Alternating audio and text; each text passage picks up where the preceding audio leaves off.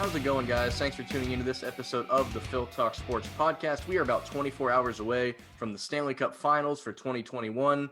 And when it's hockey season, there's only one guy I know to call to talk about it. That is the voice of Embry Riddle hockey, Mr. Nick Gimble. Nick, how's it going, man? It's been a while.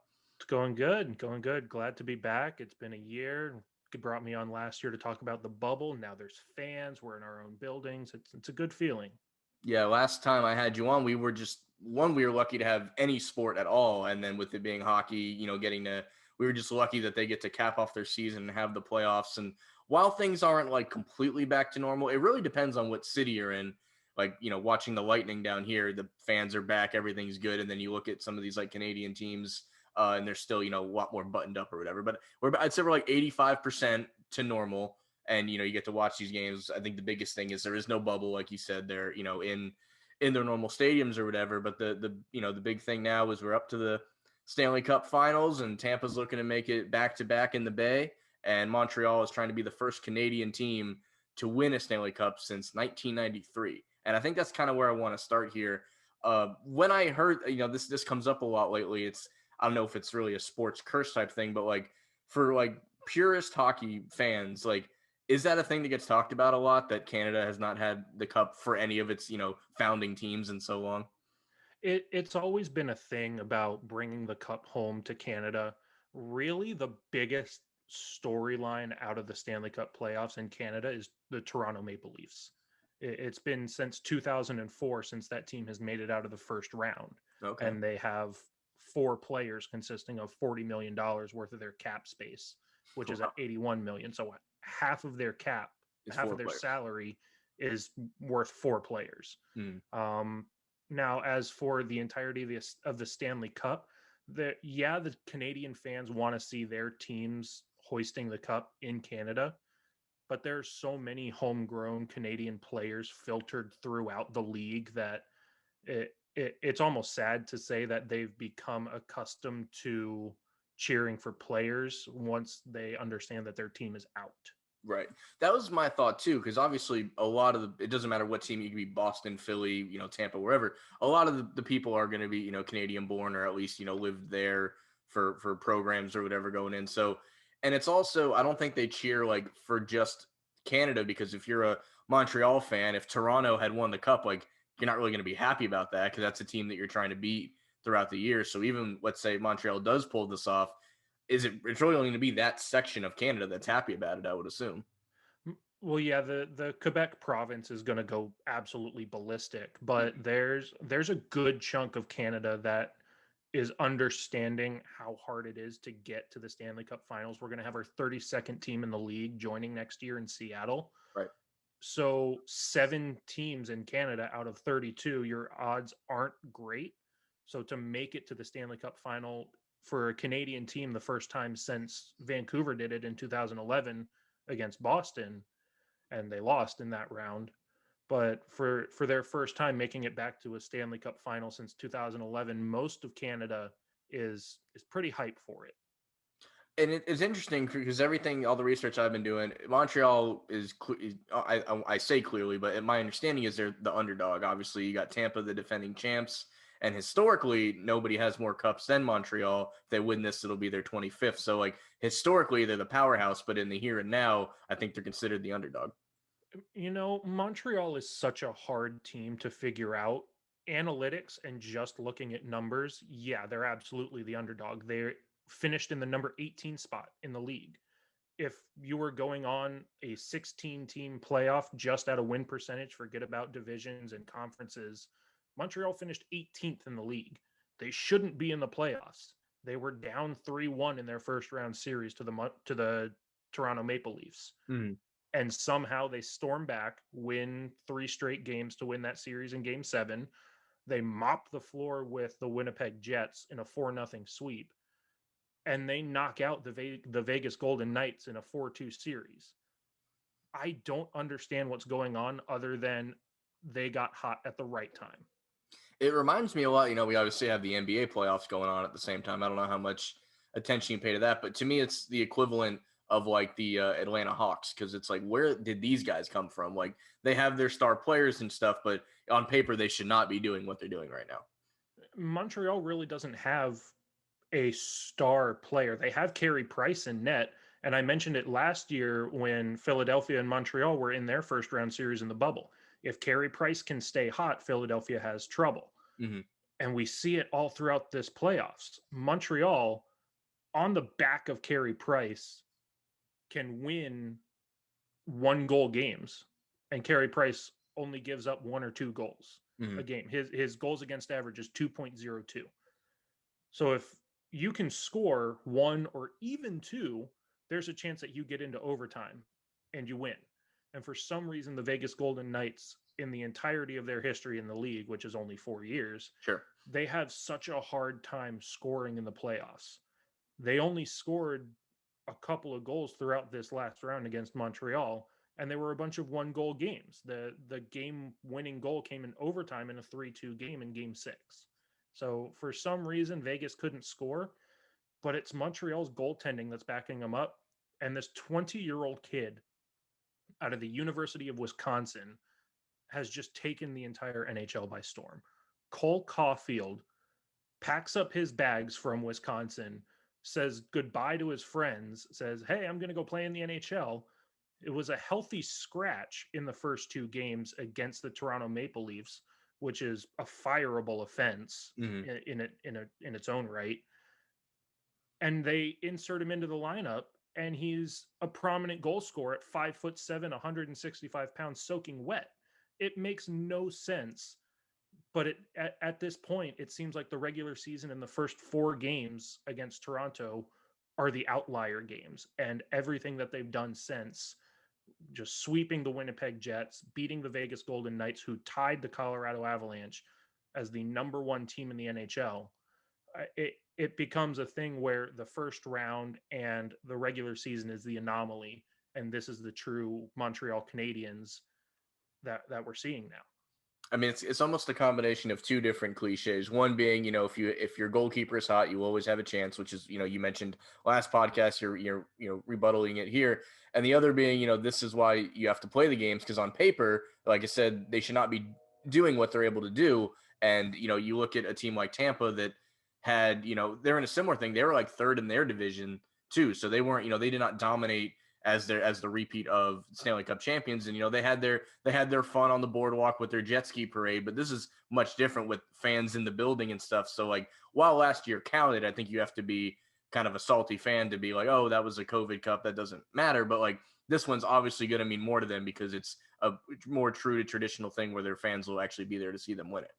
And this will be, I'll talk about this a little bit later once we get into it too.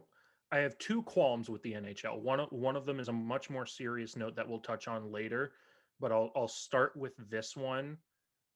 I looked at tickets for Game 1 on Monday night.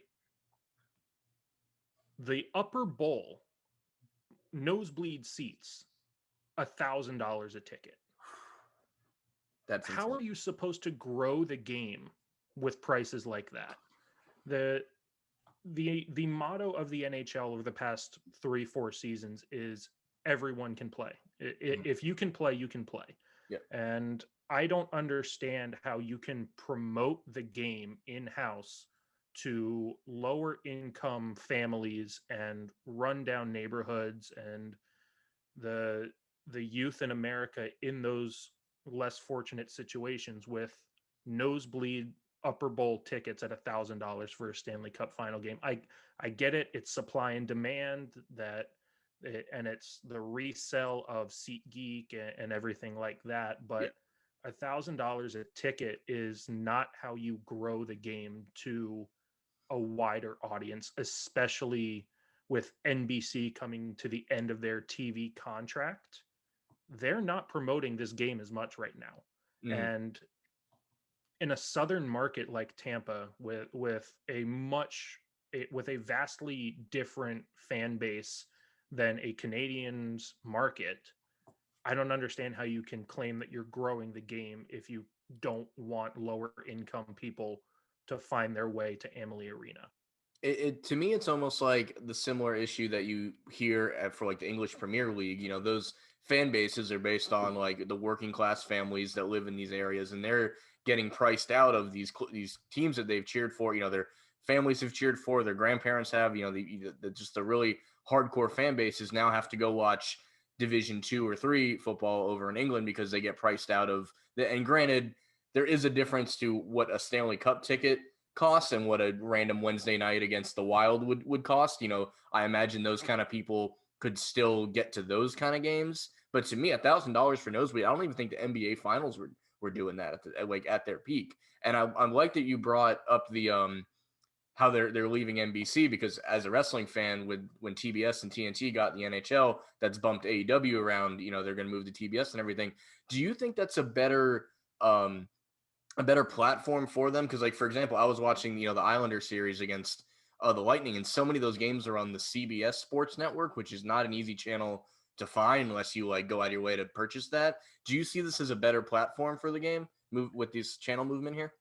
I see this in two different ways. Obviously, if you are a sports fan looking to, as I said earlier, grow the game, I do believe the move to ESPN is by far a much better platform than NBC.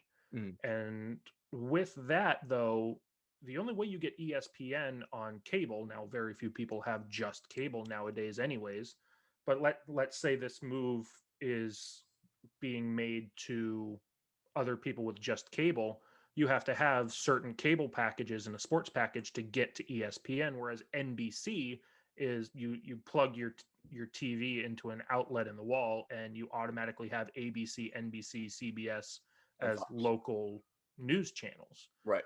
So we are moving into a day and age with streaming capabilities, and a lot of the games are going to be on ESPN Plus. Right. So because of that, I do believe that this is going to be a much better move for the NHL.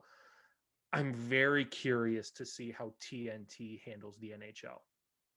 I'm very curious about that.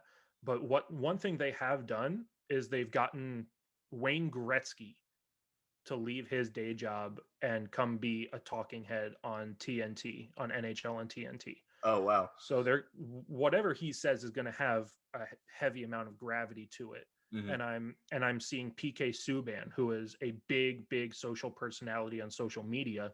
He is a person that I love seeing in TV personality spotlight. So for him to be on ESPN right now, and John Buccigross is at ESPN, has been at ESPN, right, has been a strong advocate for NHL on ESPN. And something that I don't know why I didn't put correlation to before this happened and before I thought about it. When I was growing up, and when I wanted to be a broadcaster, I was always telling people in my circles, if you see me on ESPN, it means I've given up on my career as a hockey broadcaster. Mm-hmm. And the reason that's just not true is because ESPN didn't have the TV rights to it. Why would they promote a sport that didn't bring them money? Of course, they're going to promote baseball and basketball. That's the sports that they have. Right.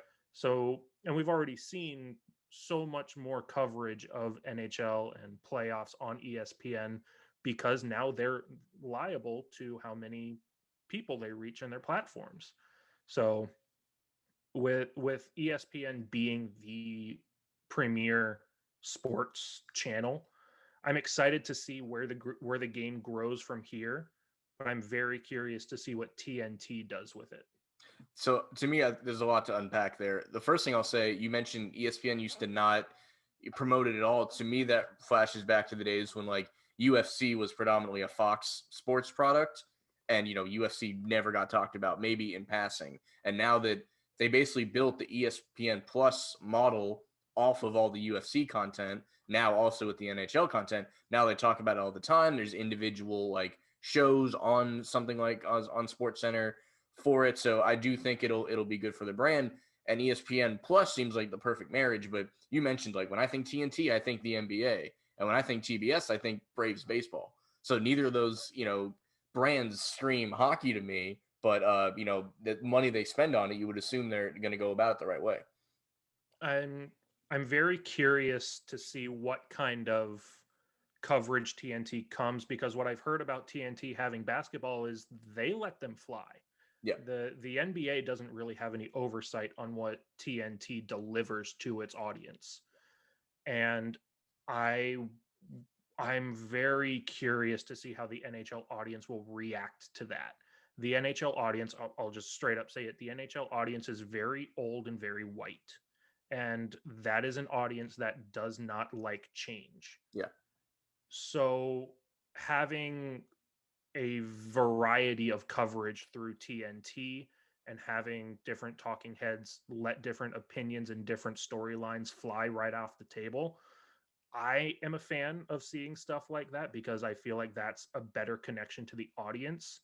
But I think in the alternating years that ESPN and TNT are going to have coverage of the Stanley Cup playoffs and of the finals, I'm wondering if the audience is going to drop viewership in the TNT years as opposed to the ESPN years, just because I feel like TNT is much more progressive in how they provide their audience with the entertainment, whereas ESPN is going to be very straightforward with it.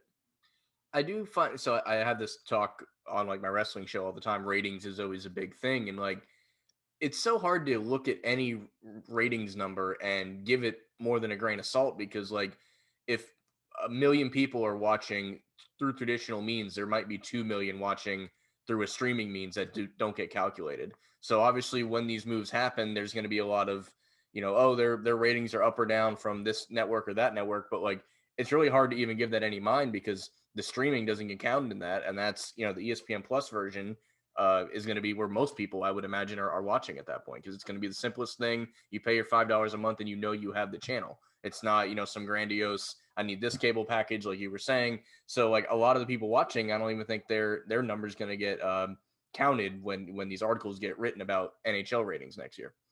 Yeah, like you said, ratings you can only take with a grain of salt because there are so many different platforms and so many illegal ways to acquire these streams. So you add probably, I don't know, a couple 100,000 viewers to each number in hopes that there are people finding other ways to view the game. There's even a newer stigma out there now where it's like DVR numbers. They're able to track how many people. This is probably more on the wrestling side, because if you watch live sports, you tend to only watch it live, or it's passed you by. But there's a DVR number that gets counted too, and people are starting to add that into ratings too. I don't know. Well, again, with live sports, I don't think it's going to do too much, but like they're trying to find a way to counteract not knowing how many people are watching on the streaming thing, and that's that's one version of it. It's almost what my family calls ticket math, because my parents were a part of game day operations for different sports and different teams in Virginia. We call it ticket math because you can say that you sold 4,000 tickets, but each player gets 3 tickets and each staff member gets a couple of tickets and so on and so forth. So in reality, there were 9,000 tickets handed out. So that's the number you promote as tickets sold. It's all a grandiose number that we're never going to understand. Yeah, the amount of people in the arena and the amount of tickets sold for money are very rarely the same number. Yeah. And you mentioned earlier about the pricing of things, and I think the biggest finger needs to be pointed at, and you kind of touched on this, Ticketmaster and StubHub and places like that, where like if $50 is like, all right, I only go to a couple of games a year, I'll spend $50 on a ticket for decent seats at a Lightning game, let's say, and then you go to check out and your ticket's $80 because of fees and everything. That $30 is a big difference. If that original ticket price said 80, it would have scared you off in the first place. Now you're just sitting at the checkout screen with $30 in fees, and like maybe you go through with it because you've gotten that far. But I think there's much to blame as anybody. Well, imagine in the future you want to go to a Tampa Bay Lightning game with your child, and you accommodate $100 to the event. Yeah. That means you only have $25 to $30 per ticket, because then you got to pay for parking. You've got to pay for different fees. You're going to want a souvenir. Now that is a want, not a need in that type of scenario. You enjoy the game without Yeah, that. but the extra fees on top of everything, and plus the paying for parking, I don't understand who is able to throw $1,000 at an NHL ticket. I just don't. Because the guy that would pay $1,000 for a ticket is going to care enough to not want to sit nosebleeds. 2. Yeah. So that's still going to leave those seats probably unoccupied for the most part. Right. So let's get back to the game itself. First game, game 1 will be in Tampa on Monday. Um, if you were, I'm sure you have enough analysis on this. We kind of mentioned that Montreal is kind of the underdog. Obviously, Tampa looking for the back-to-back. Do you expect this to be a close series, or do you see, the clock striking midnight on Montreal? As we mentioned, like, we don't know how they've gotten this far other than the hot goalie. I see this going at least 6 games. Okay. After the Winnipeg series and going into Vegas, the first time that we've seen Montreal play against a team outside of Canada, everybody, including myself, was saying there's no way Montreal's even going to win a single game against Vegas. Yeah. Vegas dominated Colorado, who won the entire league in the regular season, and Montreal just smothered the Golden Knights. And I at least see 6 games out of this. And realistically, I see Montreal on top of that. Oh, wow. As much as I want to see Tampa and the state of Florida continue to shine, I gotta say that I'm enjoying watching Montreal dominate, and I think they're going to do it with the Lightning. Now, my only stipulation to that is that Montreal can only play a single way. They're not going to be able to win a game 6-4, 6-3. Mm-hmm. If Carey Price is not on his game, then we're going to see another 8-0 game like we saw Tampa against New York in game 5, I believe it was, at home for Tampa. Right. Real quick, while you mentioned that, because I had the 8-0 win against the Islanders, I watched a lot of things about them trying to rebound off of that, and one of the interview, as someone who played and has seen plenty of games, the consensus was like it's way easier to lose 8-0 than like 3-2 in overtime. Like, it's a lot easier to let it behind you, and they were able to rebound and win, the game 6 to force the game 7. But do you agree with the sentiment that, like, if you just get blown off the ice, it's a lot easier to let go than a heartbreaker at the buzzer? As much as I want to say there was never a single second in my playing career that I was not playing as hard as I possibly could, you're down 8-0 with 5 minutes to Sure. go. The game's already behind you. Mm-hmm. And especially for a goalie, especially in the Stanley Cup playoffs, every game is its own little island. So you can't carry that weight of a loss, whether it's a 3-2 overtime loss or an 8-0 loss, into the next game. You will continue to lose after that.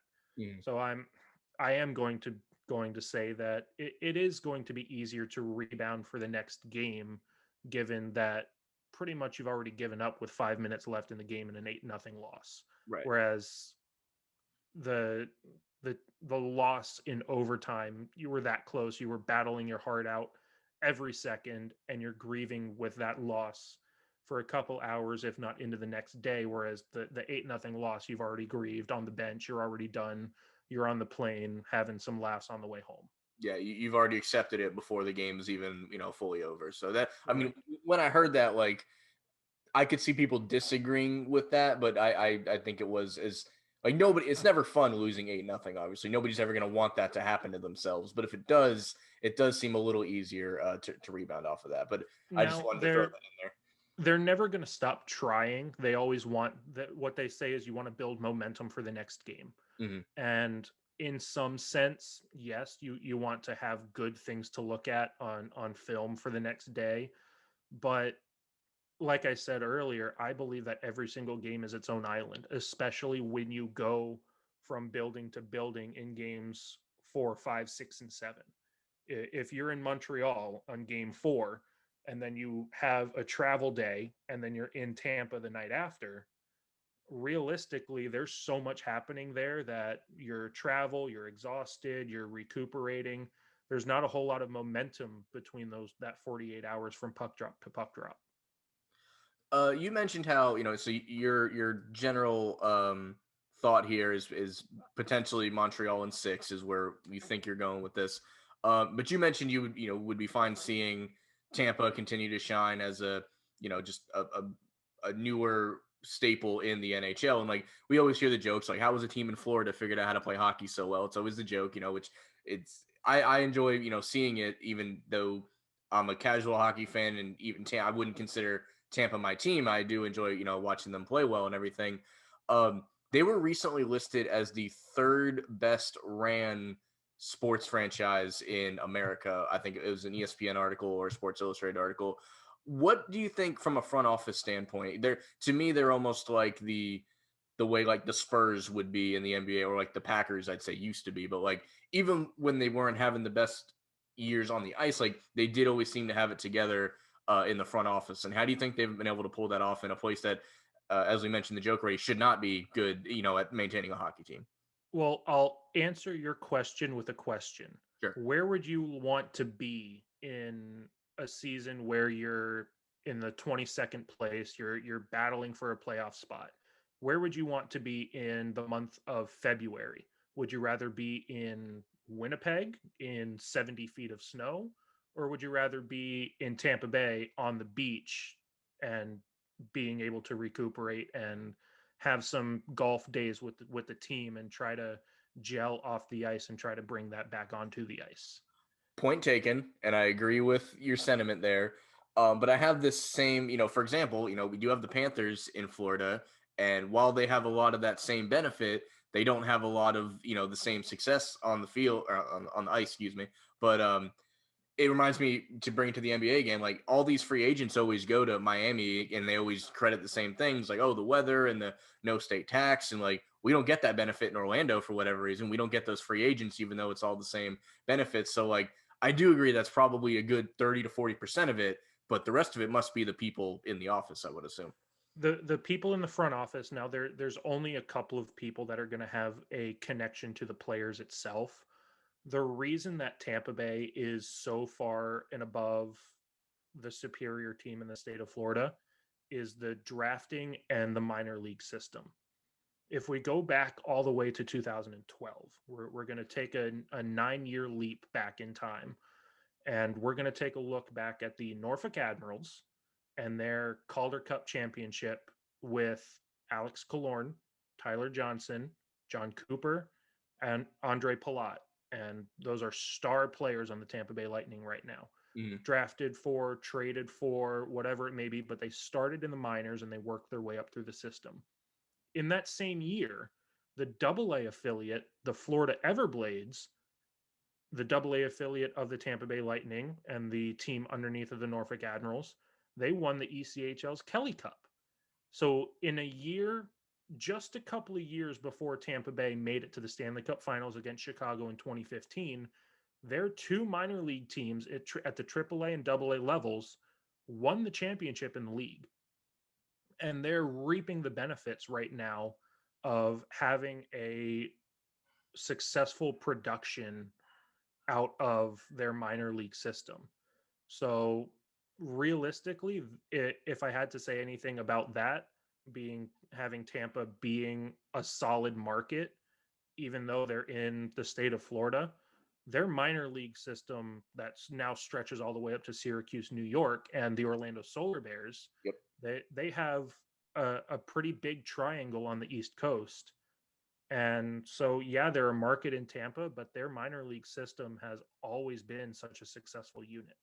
I do hope that success does transfer over to the Orlando Solar Bears now that they have that relationship. I remember meaning to tell you, I almost went to my first hockey game during the Solar Bear season, and the game got canceled last minute because of a COVID thing or whatever. But I do still plan to have my first hockey game maybe this coming season or whatever. But I do think the Solar Bears is a perfect place to start because that's definitely been the first game. Yeah, I mean, talking about family friendly ticket options and no free ads, but the Solar Bears have like $10-12 tickets because they're a minor league team and they play at Amway Center. They play at an NBA facility. So bang for your buck. Go to a Solar Bears game.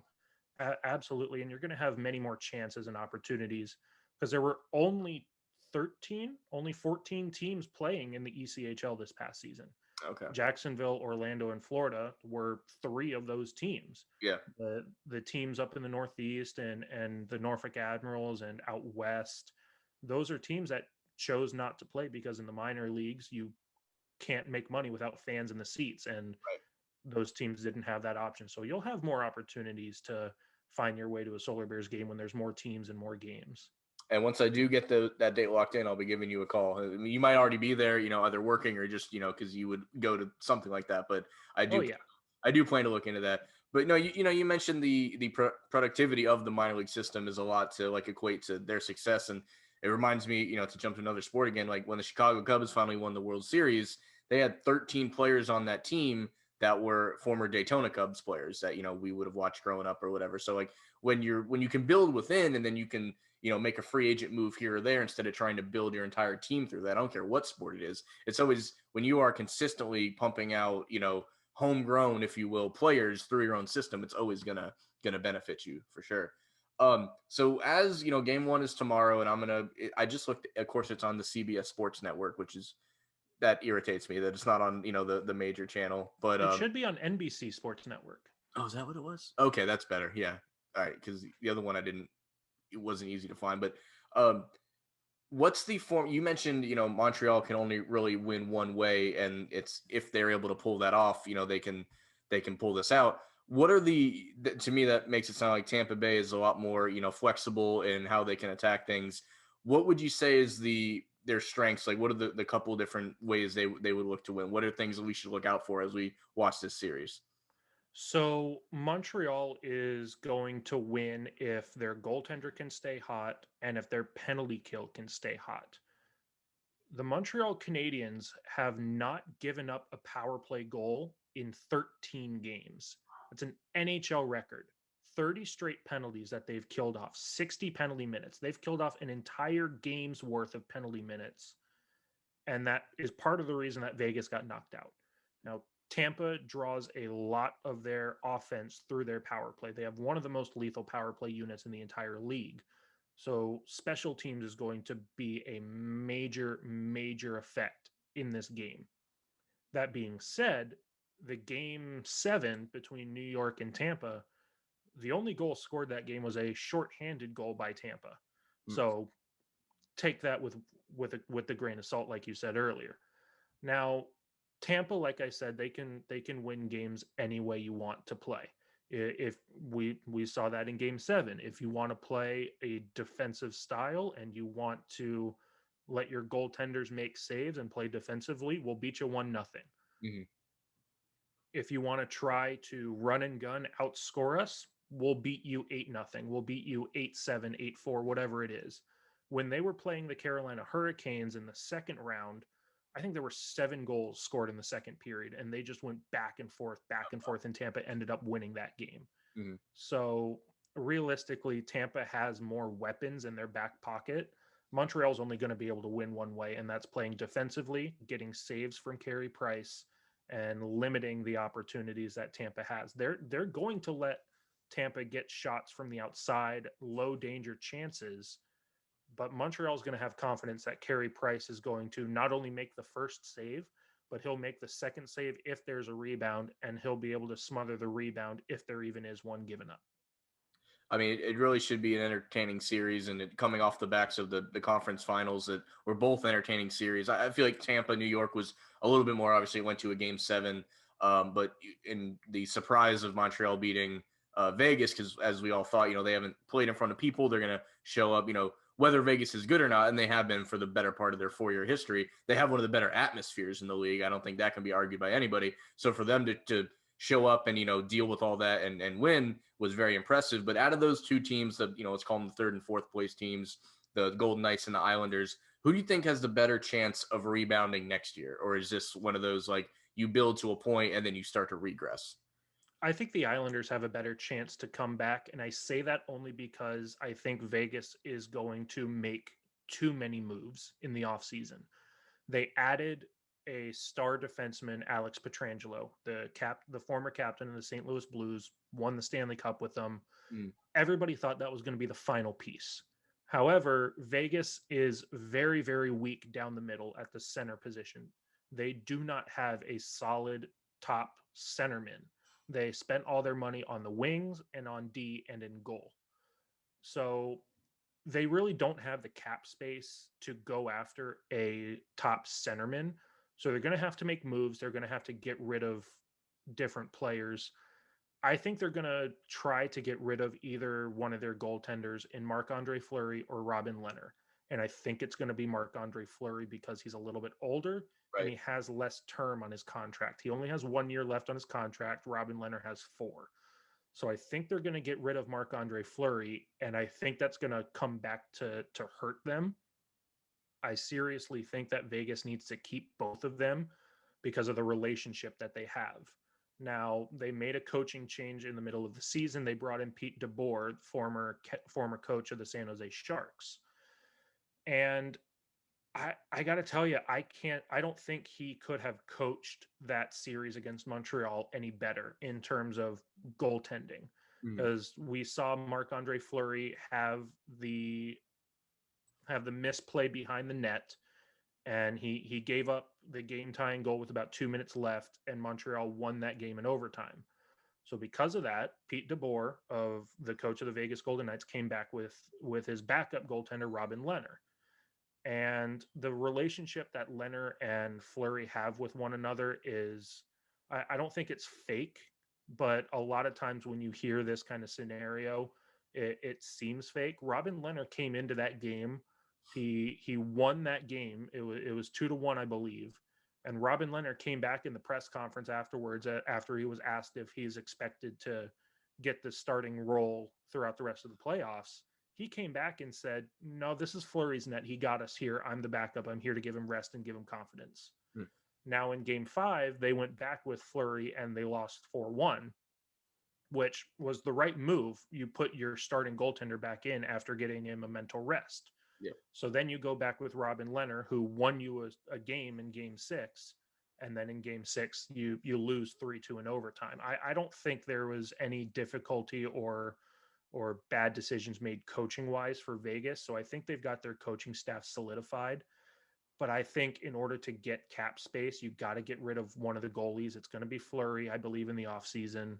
And the other big thing to keep in mind with Vegas, because they're the most recent expansion team in the last 4 years, they are exempt from the expansion draft with Seattle coming in. Okay. So a lot of people were expecting, because the way the expansion draft is set up, you can only protect one goaltender. Okay. So for the longest time, everybody's like, they're going to protect Leonard, they're going to lose Fleury. They're going to protect Leonard, they're going to lose Fleury. And then everybody started to realize they're not going to lose anybody to the expansion draft. So they're going to have an opportunity. That wasn't the case, and they had to pick one. Would you assume Seattle, the team coming in, would like it'd be a no-brainer to take whoever they don't protect at that point, or would there be other people in that equation? There would be other people in that equation because there's always going to be good players left out of the protected list. But if they were to leave Marc-Andre Fleury unprotected, you saw what he did with Vegas. He is the absolute marquee player to start a franchise around. So if Vegas were not protected, and if Fleury were to be left unprotected in the expansion draft, I believe he'd be picked up again. And realistically, there's always inner workings behind the scenes. I don't see where it's not possible that Seattle is in talks with Vegas for maybe a trade. Maybe there's a player on the Edmonton Oilers that Seattle is looking to take in the expansion draft that Vegas wants, that has a lower salary than Marc-Andre Fleury at the center position. Maybe there's an opportunity where Seattle takes that Edmonton center in the expansion draft and trades him to Vegas for Marc-Andre Fleury. You never know. But as per the expansion draft, Vegas is exempt from that. That being said, I believe the Islanders are just in a tough scenario. I believe it's like the Washington Capitals against the Pittsburgh Penguins. Once the Islanders get over that final hump, because this is now the second straight year that the New York Islanders have been knocked out in the conference final round against the Tampa Bay Lightning. So, and realistically, if it weren't for the Tampa Bay Lightning, the New York Islanders probably would be winning Stanley Cup after Stanley Cup, because they play a Stanley Cup playoff type of game. They play the mean physical style. They added Matt Martin. They have Semyon Varlamov and Ilya Sorokin in net, another heavy tandem in net.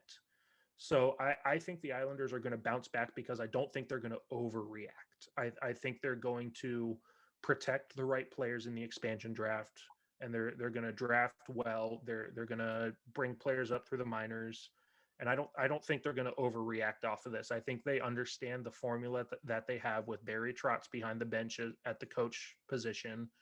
I think the Islanders are going to come back as strong, if not stronger, and be poised to make the playoffs again.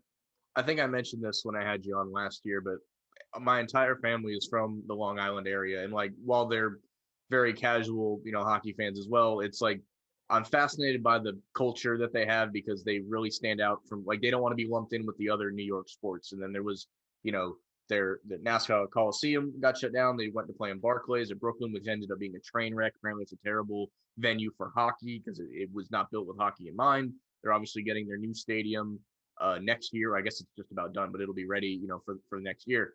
And I think they're really settling back. They were just in a flux for so long, and I think like having to play in Brooklyn took away their identity. And I think getting it back and playing well on the ice, like it's been a blast to watch them. Like as I always considered myself a Flyers fan just by default, but it's really hard to not cheer for the Islanders, seeing what they've overcome just like on the franchise level, and then into playing well. And Nassau Coliseum was always that weird uncle that didn't really ever get invited and just wouldn't leave. Yeah. I mean, throughout their first two series against Pittsburgh and Boston, the Islanders were put up against the underdog. They were the underdog. The Pittsburgh Penguins were seen as they've got Crosby and Malkin, they're going to win. And then the Boston Bruins, they have Brad Marchand and they have Tuukka Rask in net. They're going to win. And for some reason, the New York Islanders just wouldn't go away until Tampa finally put them to sleep. But Nassau Coliseum, I feel like you're right. The atmosphere on Long Island is only second to the atmosphere in Las Vegas at T-Mobile Arena. Mm-hmm. I believe if the Vegas Golden Knights and the New York Islanders were the ones to move on, I don't see how that's not one of the most entertaining home and home series that the Stanley Cups could have ever seen. Yeah, that definitely, and the big geographical difference too would have been, like I feel like you get that to an extent every Stanley Cup because it's usually an Eastern team and a Western team, but to literally go across country for every game, I think it would, it would always benefit the home team, and then you'd already have your the aura of your stadium or whatever. But I am glad that you said on Long Island, because there's one thing I've learned: if you say in Long Island, people on Long Island get very upset with you. Oh yeah. But no, I've loved like learning about their history and stuff, because it's like they do so much to stand out and not get lumped in with the rest of New York sports, because they like when they won the cup, I think it was 81, and an interviewer asked him, how does it feel to bring the cup back to New York? He said it's not in New York, it's on Long Island. And that so stuff like that. So like moving forward, it's gonna be great to watch them hopefully play at this level and eventually break through the glass ceiling that has been the Lightning in the past few years. Right. Now to again touch on the Lightning, I'd be remiss if I didn't bring up the little loophole that is the reason that Tampa Bay has made it this far. Mm-hmm. Now, the reason you mentioned that Tampa only finished third in their division, in their Central Division.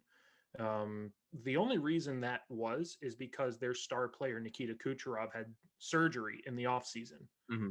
And he was placed on long-term injured reserve, LTIR. Now, I mentioned earlier, and this is significant to the NHL because they have one of the lowest salary caps out of the major sports because they don't bring in as much revenue. Sure. The salary cap in the NHL is $81 million. Okay. So you can't, obviously that's a cap. Yeah. Cannot go over it throughout the regular season. So you have to play, you have to juggle different contracts when you bring up players from the minors and when you sign players through trades or throughout the offseason. You have to stay under that $81 million number. However, and this is the big asterisk in the playoffs, there's no salary cap in the playoffs. So Nikita Kucherov, who makes close to $10 million in salary per year, because he was placed on long-term injured reserve, once a player is placed on LTIR, his salary no longer matters. His salary is exempt from the cap, which means the Tampa Bay Lightning were able to go out and get other players like Dennis Savard on the back end to replace Kevin Shattenkirk. However, but that also meant they were able to retain different players. Tyler Johnson was put on waivers because they didn't think they were going to be able to pay him. Turns out he's a big piece, and they were able to keep him. So now Nikita Kucherov back for game one of the playoffs, and now they're the Tampa Bay Lightning of last year. It's not cheating. It's not breaking the rules. It is there in the rules that there is no salary cap in the NHL playoffs, and a player that was on long-term injured reserve does not count towards the salary cap and is eligible for the playoffs. That's just how it is. But that's part of the reason that the Tampa Bay Lightning were quote unquote slept on throughout the regular season and why they're so dominant in the playoffs right now. And it does go back to how great of a front office the Lightning seem to have. And everybody's, I assume everyone is aware of this rule and how, in theory, you could make moves like this, but it probably takes a good front office to pull something off like that. It takes not only a good front office, but it takes a lot of luck and a lot of moving pieces, because you're not going to be able to just go to the owner of the Tampa Bay Lightning and say, hey, this $10 million player, you're going to have to continue to pay him, but he's not going to play throughout the regular season. He's not going to do his job. Okay, cool. Got it.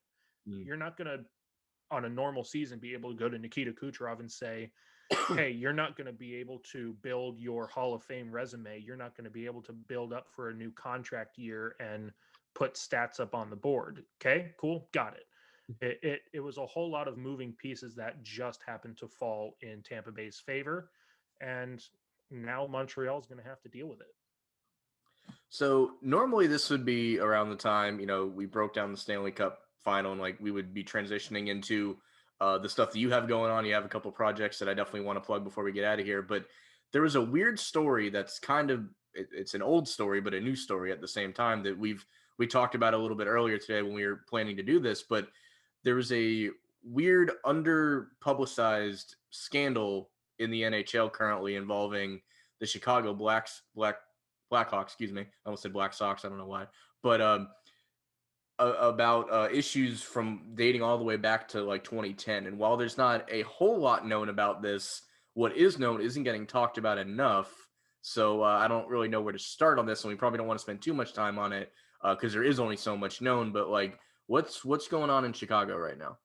So I'll stick to the basics, and I'll preface this by saying if you're easily upset at sexual harassment or sexual assault, I'll give you that warning now. Yeah. Because that's essentially what has happened, and I'll stick to what has been reported because it is an ongoing legal issue. Don't want to get anybody in trouble. Not going to name too many names. Right.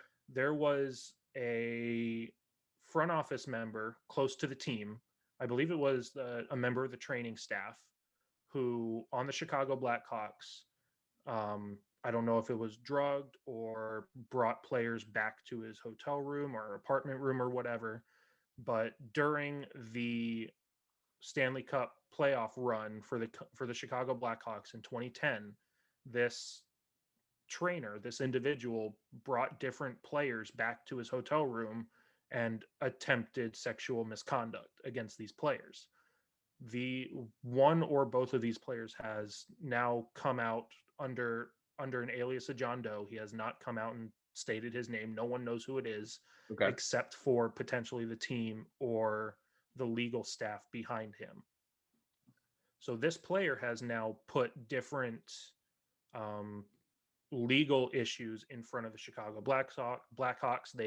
He's now sued them for different damages, but more so the bigger underlying story in this, because it sucks to say, unfortunately, this happens all the time.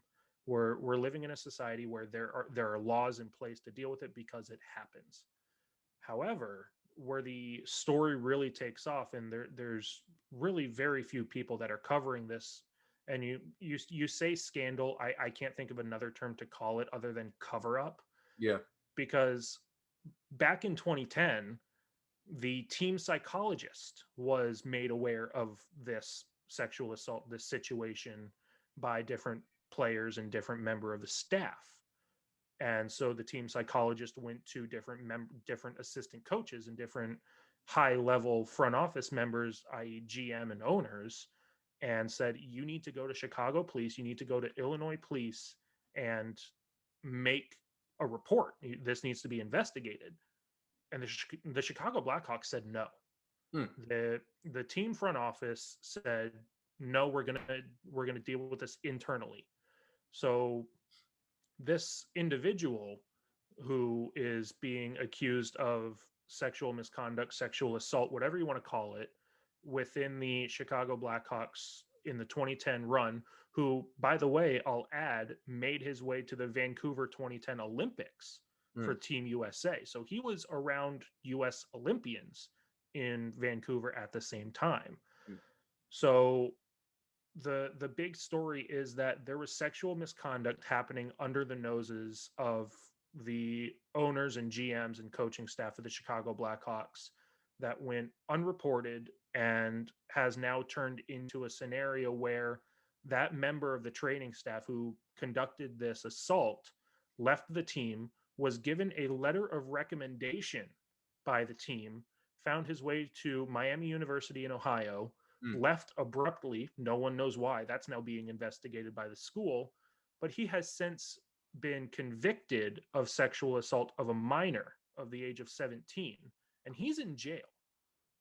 So this individual was not investigated, not reported back in 2010, and because of that has made his way to sexual assault of a minor. And you can only think that if that were reported or investigated back in 2010, there's individuals in the 2010s and teens that could have been saved of this horrible misconduct.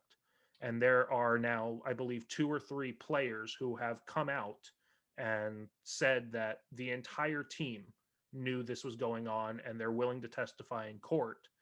And the individual in question is only seeking about $150,000 in damages against a multi-billion-dollar team.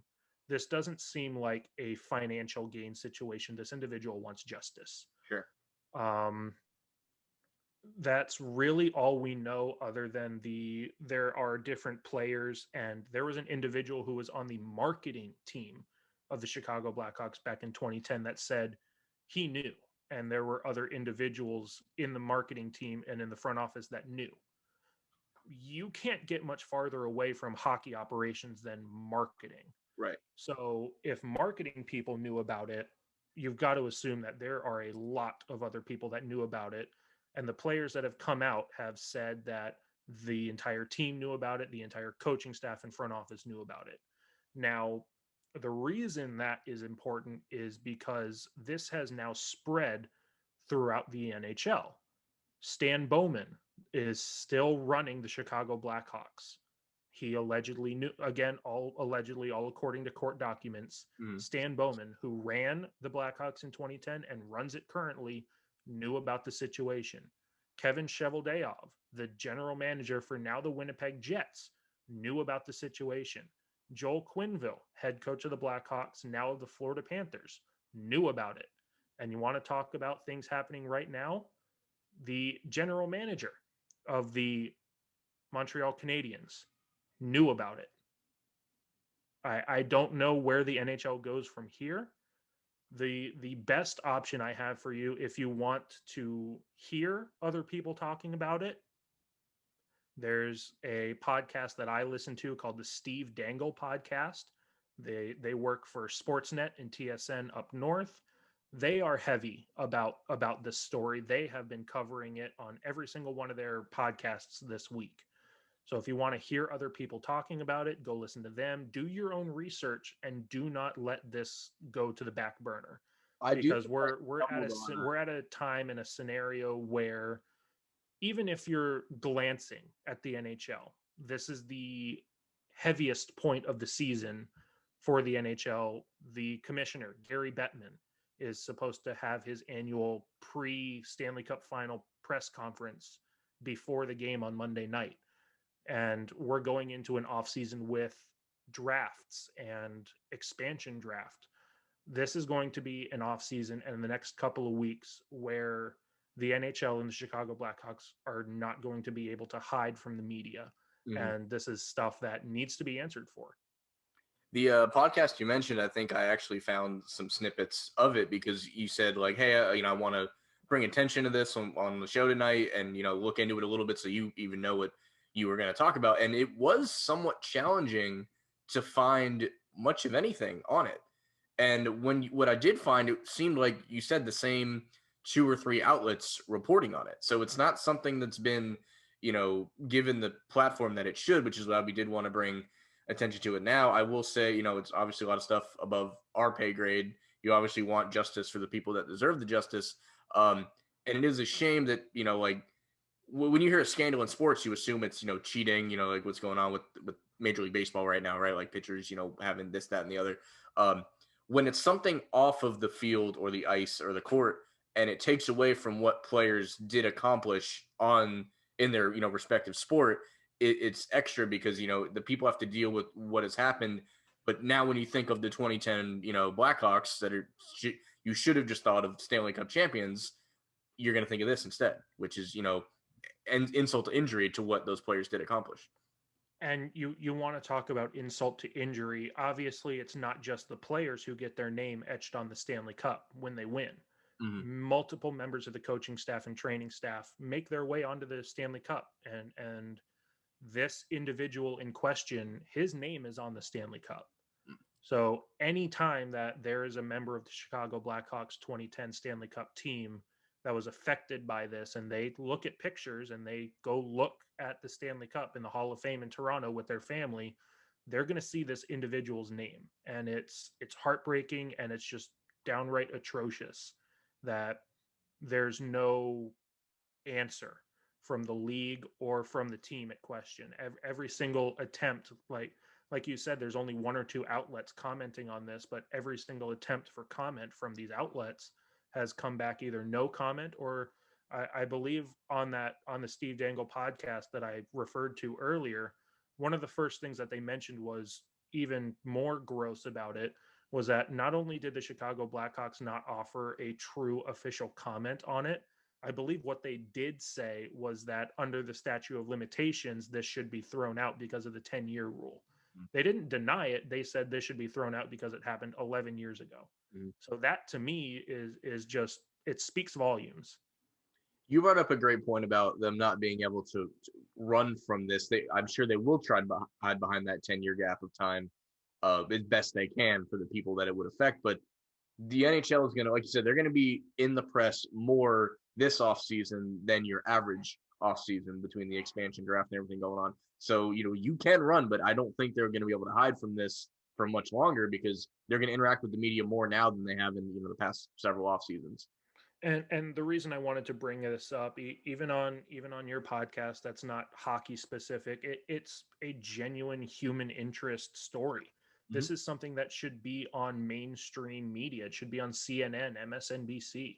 It has nothing to do with hockey. It has everything to do with a billion-dollar corporation covering up a sexual assault scandal. There's nothing else to it. Now, again, I'll relay that message with the grain of salt of all of this is allegation.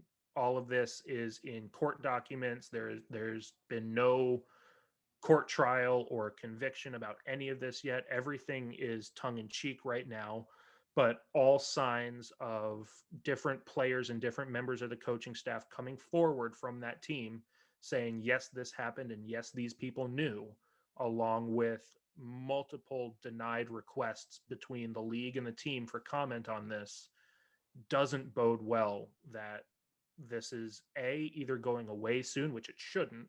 Right. It's our duty as both fans and humans to make sure that this finds its way to as many people as possible, to make sure that whoever is responsible or whoever knew or whoever aided and abetted in this actions finds themselves both out of the game and potentially behind bars for all of this, but also the fact that this is something that has been going on and has now spread throughout the league because these members of the Blackhawks front office and coaching staff is now members of different teams in the NHL. And who knows what they're letting slide. And it comes down to, this will probably be my last comment on it, but like the stuff that came out at like LSU when they were kind of hiding behind the fact of, well, the people that did that aren't here anymore. It's like, yeah, but they're actually spread across the country at different jobs now. So it has made it even harder to bring these people to justice now. So like the fact of them being on all these different franchises and their fingerprints are throughout the league instead of just in Chicago, almost makes it worse. And it's a good thing that this is coming out. It obviously should have come out sooner, never should have happened. But it's a good thing that it's coming out now when all eyes in the hockey world are on the Stanley Cup playoffs. Yeah. And we have the entire series to talk about this. And with Montreal being in the mix and Marc Bergevin being the general manager of the general manager of the Montreal Canadiens, was a member of the Chicago Blackhawks game day operations front office staff. Allegedly, according to court documents, he knew that this was going on.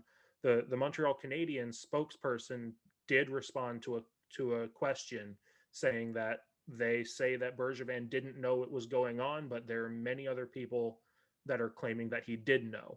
So you've got an expansion draft coming up along with different off-season chatter that the Blackhawks are going to have to respond to press.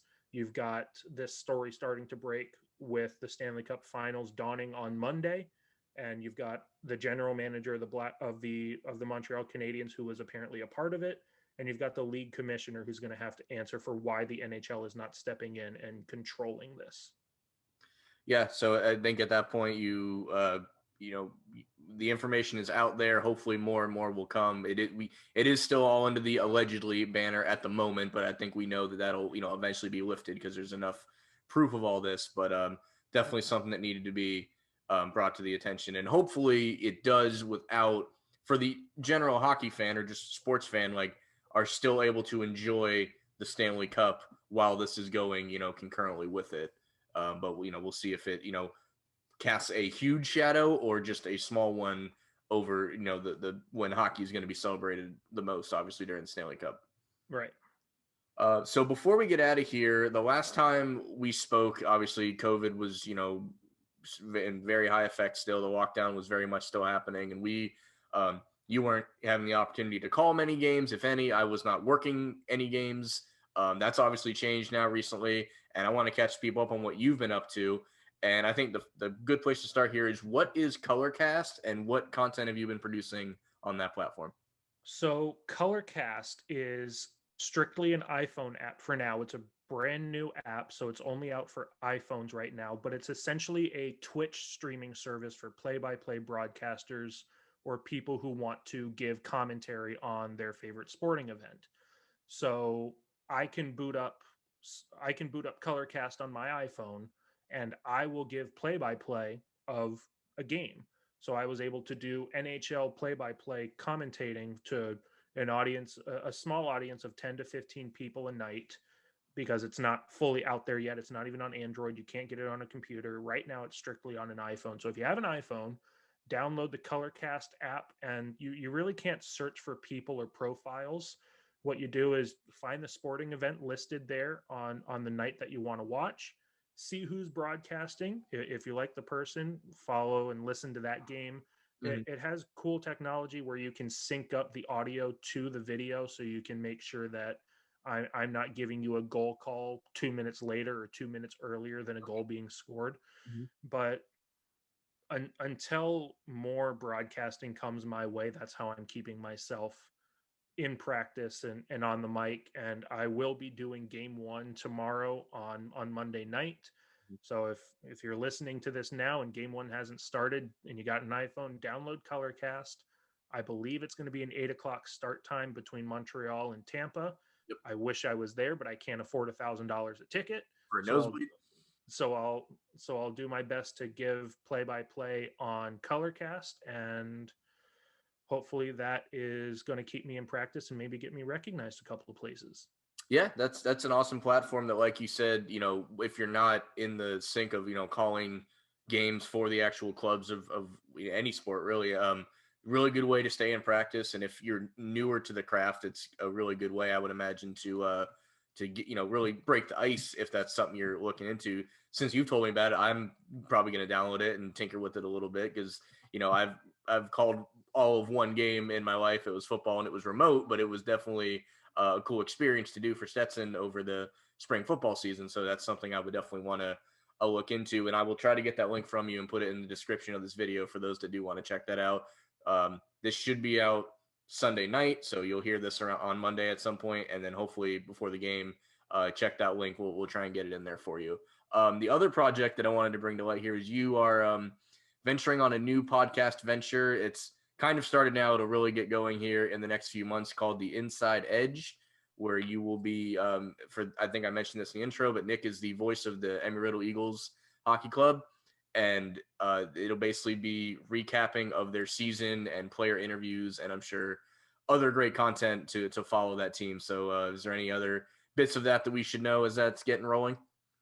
That the podcast is something that I want to use to market myself to different professional teams. Obviously, in the minor leagues, you can't just be a play-by-play broadcaster. You need to be able to wear different hats in the front office. So I'm hoping that the podcast and being able to be quote unquote a content creator would be able to market myself. And I really want to get into that with Embry Riddle. I'm going to be showcasing not only the team, but my play-by-play inside the podcast, in the game recaps, being able to build relationships with the players and the team members, the coaching staff, and all that, while also being able to look forward to the upcoming weekend and make that a weekly podcast. But yeah, the initial introduction episode, the 2-minute episode is out, and I just looked on it today. It's on Apple Podcast. It's on Spotify. It's on, I believe it's Android Play or Google Play or whatever it is. So it's out there for your listening pleasure. Now, I thought it was an interesting name to call it The Inside Edge, because I want to take that with me wherever I go. Turns out there's about 18 other podcasts called The Inside Edge, and I'm not that creative. Right. So on any of these podcast platforms or wherever you get your podcast, just search my name. Just search Nick Gimble, and you'll not only get to my podcast, but any other episodes like what we're doing here on your podcast. It will pop up with everything that I've done between your podcast and Chance's podcast, the Second Chance Sports podcast, but it'll also come up with my new podcast, The Inside Edge. Shout out to Chance too. Obviously, I think he's getting back into his podcast soon as well, if he hasn't already. So definitely look at that. But you don't have to tell me about unoriginal podcast names, because Phil Talk Sports was the best thing I could come up with, and like I would like to change it, but I'm going on like my third year. This is episode like 51, so like at this point you can't change it. You just got to roll with it at that point, Right. But yeah, man, I want to thank you again for coming on. It's always great to talk hockey with you. I learn stuff every time, we're able to meet up like this. Check out Inside the Edge. Look forward to that. They play at the, is it Daytona Ice Rink still? Is that where they play at the Daytona Ice Arena? The talks for 3 years that they're revamping the facility. It's not happening, but they're playing at the Daytona Ice Arena. Their first game of the season is against the University of Florida. On September 10th, they're going to have 2 teams in action for the first time in their league, in their team history, that they're going to have 2 teams to play against, teams like USF and UCF, and I think UF is only going to have 1 team, but there's going to be different nights where if you want to come out and watch 6 hours of hockey in Daytona and enjoy a ruckus atmosphere, the Embry Riddle Club hockey team brings out a hefty crowd on Friday night. So you should definitely check it out. And if you're not going to check it out, we do the YouTube live stream, and you can hear my voice on that as well. I talked about wanting to go to a Solar Bear game, but maybe I start with Embry Riddle first, so maybe I can get out there. I can watch Florida lose at anything, so if I can go out there and cheer against the Gators at anything, I'll be there. So I'll look forward to checking it. It's funny you said they haven't upgraded the facilities yet, but that bar they have upstairs is pretty sweet once they put that in. Everything aside from the actual playing surface has been touched or updated. They've added, I think it's called Sellies is the new bar upstairs. Mm-hmm. They have a new lobby, but the actual playing surface and the boards and the glass is just not great. You've got 6'3", 6'4" players that can lean over the short panes of glass. So that's the next big thing that needs to happen at that rink, is just an overhaul of the actual playing surface. But it's a tight, compact rink, but it bodes well for a college atmosphere because you've got the fans on the second level Right. above the glass. Everything you say is heard by the opposing team. Mm-hmm. So it's a fun time. It's a fun time. So September 10th, get out there, see some hockey. That is Hockey Talk with us today. Thanks again, Nick. Everyone enjoy the Stanley Cup. We're going to watch pucks get deep, get pucks in the net, and someone's going to win some hockey games. So thank you all for listening to Phil Talk Sports, and we'll see you next time.